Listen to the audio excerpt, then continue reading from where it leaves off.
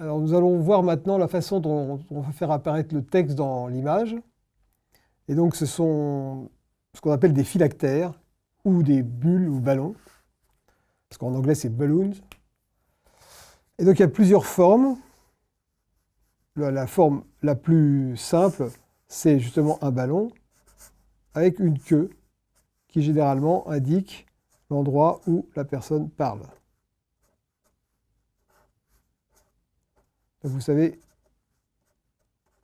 qui est l'auteur du texte. En général, on écrit dedans plutôt en capitale. Ne vous dérangez pas.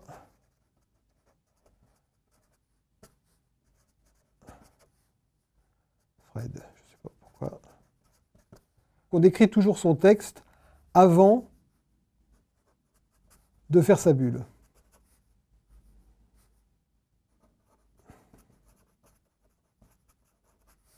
Et on sert pas mal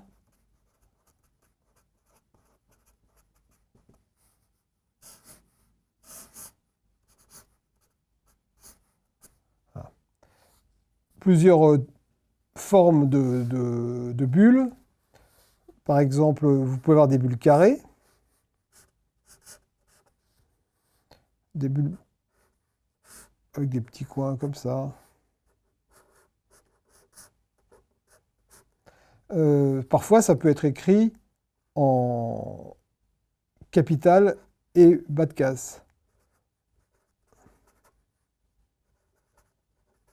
Encore une fois,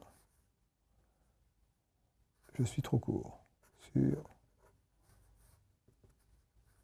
Voilà. On peut avoir des formes aussi un peu irrégulières.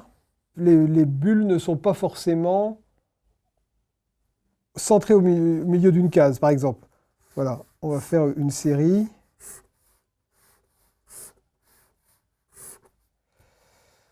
Donc,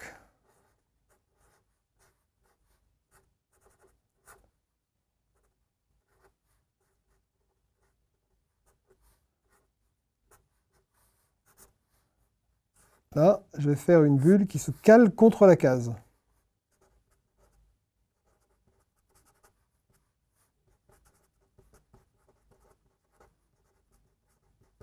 Là,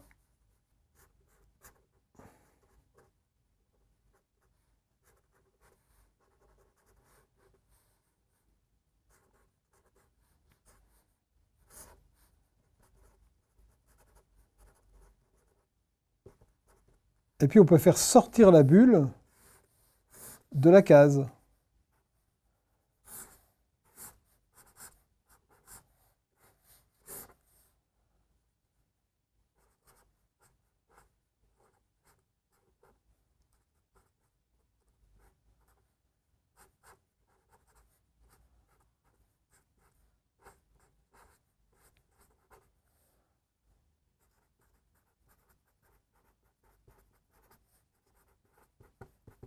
Le phylactère peut indiquer l'intention, le ton, par exemple, on veut chuchoter quelque chose.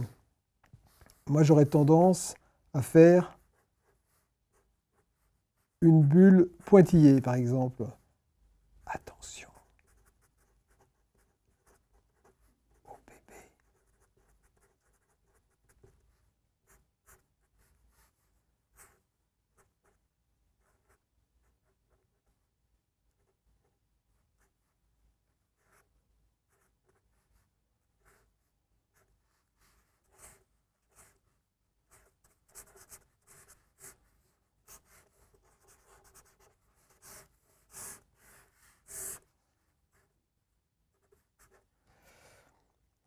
Et au contraire, quand on veut faire un éclat de voix, on a souvent des bulles éclatées.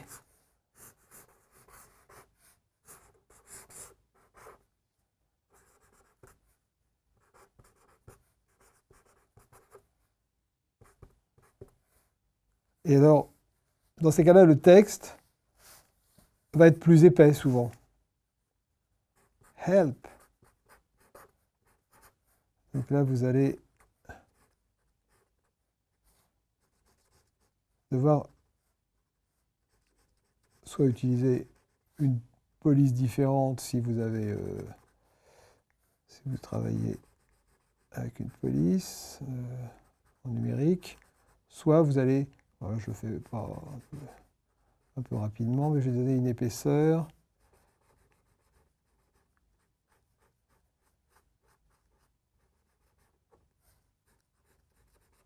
Et même le sens de vos points d'exclamation, par exemple, va souligner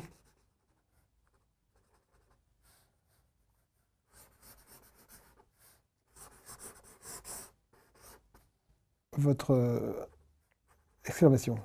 Et donc, même dans ce contexte justement d'exclamation, on peut avoir des onomatopées, des bruits, c'est ce que nous allons voir maintenant.